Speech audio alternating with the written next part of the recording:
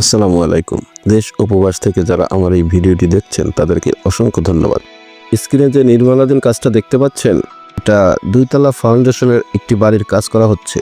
এখানে 2% জমির উপরে 9টি কলাম দিয়ে এই বাড়িটি করা হচ্ছে। তা এখানে ছাদের শাটারিং করা হয়ে গেছে, আগামীকাল হয়তো ঢালাই করা হবে। তা এখন আমরা এই বাড়িটার কাজটা কেমন করা হচ্ছে সেটা দেখব, সাথে ভালো মন্দ নিয়ে আলোচনা করব। তা প্রথমে বাড়িটিতে প্রবেশ করার জায়গাটা সিঁড়ির নিচ থেকে, তাই এখানে নিচ থেকে সিঁড়ির চাতাল পর্যন্ত হাইট আছে 7 ফিট। অবশ্যই 7 ফিট থাকতে হবে। এবার শাটারিংটা দেখব। এখানে যে ছাদের শাটারিংটা করা হয়েছে, এখানে দেখেন, এখানে শাটারিংটা বালির উপরে করা হয়েছে। তা এই বালির উপরে শাটারিং করার সময় কিছু বিষয় আপনাকে খেয়াল রাখতে হবে, যেমন নিচের বালি ভালোভাবে কিউরিং করে তারপর যেন শাটারিংটা করা হয়, সেটা আপনাকে খেয়াল রাখতে হবে। আর এখানে দেখছেন যে শাটারিংয়ের বাঁশের নিচে তক্তা দেওয়া হয়েছে, মানে কাঠ দেওয়া হয়েছে। তা যখন শুধু বালির উপরে শাটারিং করা হবে, তখন এভাবে বাঁশের নিচে ইট দিয়ে তার নিচে তক্তা দিতে হবে। শুধু ইট দিয়ে শাটারিং করা যাবে না, বালির উপরে অবশ্যই ইটের নিচে তক্তা দিতে হবে, সেটা আপনাকে খেয়াল রাখতে হবে। এর কারণ হলো যে তক্তা ছাড়া যদি শুধু বাঁশের নিচে ইট দিয়ে শাটারিং করা হয়, তাহলে ঢালাইয়ের সময় শাটারিং দেবে যেতে পারে। এজন্য সবচেয়ে ভালো হয় হচ্ছে যে যদি আগে ফ্লোরটা করে তারপর শাটারিংটা করা হয়, তাহলে আর দেবে যাওয়ার সম্ভাবনা থাকে না। তা না হলে হয় কি, এভাবে শুধু বালির উপর শাটারিং করে তারপর ছাদ ঢালাই করলে ছাদ একটু হলেও ডাববে। এজন্য শুধু বালির উপরে শাটারিং করার সময় আপনাকে এই বিষয়টা ভালোভাবে খেয়াল রাখতে হবে। এখানে এই জমিটা একটু আঁকা বাঁকা, তা এখানে পুরো জমিটাই মোটামুটি ইউজ করা হয়েছে সাইড থেকে 1.5 ফিট জায়গা ছেড়ে দিয়ে। এজন্য বাড়ির কাজ করার সময় চেষ্টা করবেন যে একজন ভালো দক্ষ মিস্ত্রিকে দিয়ে তারপর কাজটা করানোর। এই যে দেখেন, এখানে জমিটা একটু আঁকা বাঁকা। তা এই আঁকা বাঁকা জমিতে কাজ করার সময় আপনাকে ভালোভাবে খেয়াল রেখে বাড়ির কাজটা করতে হবে। এর কারণ হলো যে আঁকা বাঁকা জমিতে বাড়ি করার সময় পুরো জায়গাটা যাতে ইউজ করা যায়, সেজন্য একজন দক্ষ মিস্ত্রিকে দিয়ে কাজটা করানোর চেষ্টা করবেন। সবচেয়ে ভালো হয় হচ্ছে ইঞ্জিনিয়ারকে দিয়ে ড্রয়িং ডিজাইন করিয়ে নিলে। এখানে মোটামুটি কাজটা বেশ ভালো করা হয়েছে। এবার সিঁড়ি, একটি বিল্ডিংয়ের সবচেয়ে গুরুত্বপূর্ণ হচ্ছে বিল্ডিংয়ের সিঁড়ি। এই সিঁড়ি বানাতে যদি আপনার ভুল হয়ে যায়, তাহলে আপনাকে সারা জীবন কষ্ট করতে হবে। তা এখানে দেখেন, এখানে এই সিঁড়িটা ওঠার আগে এখানে একটা ধাপ করা হয়েছে 3 ইঞ্চির।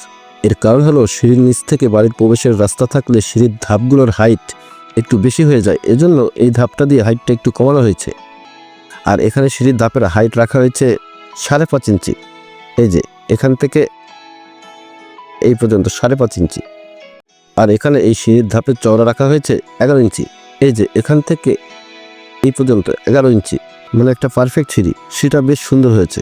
আসলে হয় কি, সিঁড়ির নিচ থেকে প্রবেশের দরজা থাকলে সেটা করতে বেশ সমস্যা হয় যদি জায়গা না থাকে। মানে সাধারণত দেখা যায় কি, যে সিঁড়ির নিচ থেকে প্রবেশের রাস্তা থাকলে এই সিঁড়ির ধাপের হাইটগুলো 6 ইঞ্চি থেকে 6.5 ইঞ্চি করতে হয়, অনেক সময় 7 ইঞ্চিও করতে হয়। এর কারণ হলো যে সিঁড়ির নিচ থেকে প্রবেশ করার রাস্তা থাকলে সামনের হাইটটা একটু বাড়িয়ে দিতে হয়, যার জন্য ধাপগুলো একটু বড় হয়। কিন্তু এখানে এই মিস্ত্রি ভাইটার কাজটা বেশ সুন্দর হয়েছে। সেই ধাপগুলো 5.5 ইঞ্চি করে রাখা হয়েছে। এখানে সিঁড়িটা লম্বা আছে 15 ফিট। তা 15 ফিটের মধ্যে সেটা বেশ সুন্দর করা হয়েছে।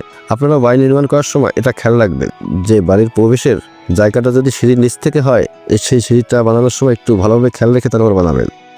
এবার ছাদের উপরের কিছু বিষয় আপনাদেরকে জানাবো। এই ছাদের রড বাঁধার সময় কিছু বিষয় আপনাকে খেয়াল রাখতে হবে, যেমন এখানে দেখেন, এখানে কলামের ল্যাপিং, মানে কলামের রডের জোড়া দেওয়া হয়েছে কলামের নিচে।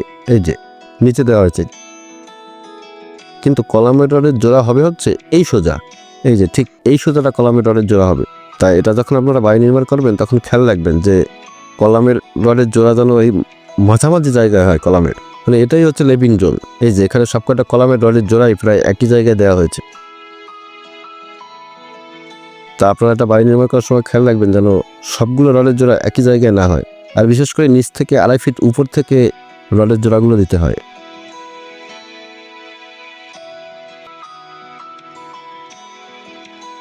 তারপর আরেকটা জিনিস আপনারা খেয়াল রাখবেন, সেটা হচ্ছে যে ছাদের রড বাইন্ডিং ঠিক আছে কিনা সেটা খেয়াল রাখবেন। বিশেষ করে ছাদের মেইন রড শর্ট ডিরেকশন অনুযায়ী ফেলা ঠিক আছে কিনা সেটা দেখবেন। এই যে এই জমিটা একটু আঁকা বাঁকা, তা মোটামুটি পুরো জায়গাটাই ভালোভাবে ইউজ করা হয়েছে। এই জন্যই বাড়ি নির্মাণ করার সময় আপনি একজন দক্ষ মিস্ত্রিকে দিয়ে কাজটা করার চেষ্টা করবেন। তাহলে হবে কি, আপনার জমি যদি একটু আঁকা বাঁকা থাকে তাহলেও পুরো জায়গাটা সে ইউজ করতে পারবে।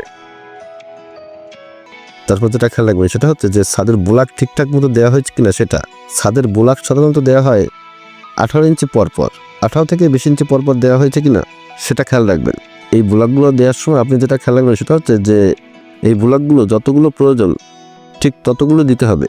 বোলাক বেশি দেওয়াও ঠিক না, আবার কম দেওয়াও ঠিক না। কম দিলে হয় কি, যে ঢালাইয়ের সময় যখন লেবারেরা রডের উপর থেকে চলাফেরা করবে তখন রডগুলো ডেবে যাবে, এতে কভারিং ঠিক থাকবে না। এজন্য বোলাক যতগুলো প্রয়োজন ছাদের ততগুলো দিতে হবে। এখানে 2% জমির উপরে 9টি কলাম দিয়ে এই বাড়িটি করা হচ্ছে। বাড়িটি 750 স্কোয়ার ফিট জমির উপরে।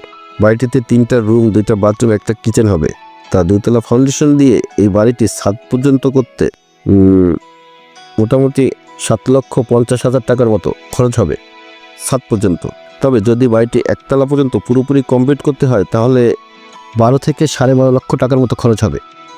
আর ছাদের যে বিষয়টি খেয়াল রাখবেন সেটা হচ্ছে যে ছাদের ভিমের রড যেন কলামের রডের ভিতর থেকে যায়, সেটা এই যে ঠিক এভাবে কলামের রডের ভিতর থেকে যেতে হবে। কোনোভাবেই ছাদের ভিমের রড কলামের রডের বাহির থেকে দেওয়া যাবে না, সেটা আপনারা খেয়াল রাখবেন। তারপর যেটা খেয়াল রাখবেন সেটা হচ্ছে যে এই ছাদের সাইডের যে রডগুলো, এই রডগুলো ছাদের সাইডের কাঠ থেকে 1 ইঞ্চি ক্লিয়ার থাকতে হবে। সেটা ক্লিয়ার আছে কিনা আপনি ছাদের চারপাশে ঘুরে চেক করে দেখবেন। কোনোভাবেই সাইডের কাঠের সাথে ছাদের রড মিশে থাকা যাবে না। আর এখানে দেখছেন যে ভীমের রডে মাটাম দেওয়া হয়েছে, তা এই মাটাম দেওয়ার সময় রড যেন এভাবে বেশি বেরিয়ে না থাকে, মানে সাইডের কাঠের সাথে যেন লেগে না থাকে, সেটা আপনাকে খেয়াল রাখতে হবে। হয় কি, যদি ছাদের কাঠের সাথে মিশে থাকে তাহলে কভারিংটা থাকে না। এজন্য কোনোভাবেই সাইডের কাঠের সাথে মিশে থাকা যাবে না, সেটা আপনাকে খেয়াল রাখতে হবে। আর এই ছাদের এই সাইডগুলায় এভাবে গুঁড়ো দিয়ে টানা দেওয়া হয়েছে কিনা সেটা আপনাকে খেয়াল রাখতে হবে। অবশ্যই 18 ইঞ্চি পর এভাবে টানা দিতে হবে। আর যে সাইডে ছাদের এভাবে কার্নিশ বের করা থাকবে সে সাইডে অবশ্যই এভাবে ঠেকনা দিয়ে দিতে হবে। সেটা দেওয়া হয়েছে কিনা সেটা আপনাকে ভালোভাবে খেয়াল রাখতে হবে। এই বিষয়গুলো আপনাকে ছাদের রড বাঁধার সময় খেয়াল রাখতে হবে। আরও কিছু বিষয় আছে যেগুলো পরবর্তী ভিডিওতে আলাপ করবো আমরা, কিন্তু এই বেসিক কিছু বিষয়গুলো আপনাকে অবশ্যই খেয়াল রাখতে হবে। এতক্ষণ কষ্ট করে ভিডিওটি দেখার জন্য ধন্যবাদ। আসসালামু আলাইকুম।